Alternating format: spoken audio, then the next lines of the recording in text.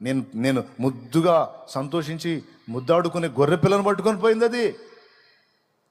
పైకి చూసా, అయ్యా అని బలమిచ్చాడు, పోయి పడ్డా, దాన్ని నోటిని చీల్చి నా గొర్రె పిల్లను కాపాడుకున్నాను సార్ నేను, నాకు బలం ఇచ్చాడు. సింహం ఎక్కడ, నేనెక్కడ సార్?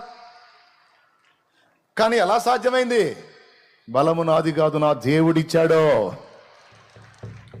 దాన్ని బట్టి నేను ఈ కార్యం చేయగలిగాను, ఎలుగుబంటిని అంతే చేయగలిగాను. మీరు పర్మిషన్ ఇస్తే వాడి సంగతి కూడా చూసి వస్తాను సార్. మరి వాడు చండాలంగా మాట్లాడుతున్నాడు దేవుణ్ణి.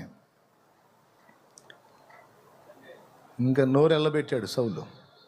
ఇంకేం చెబుతాడు? దేవుని గురించి చెప్పాడు.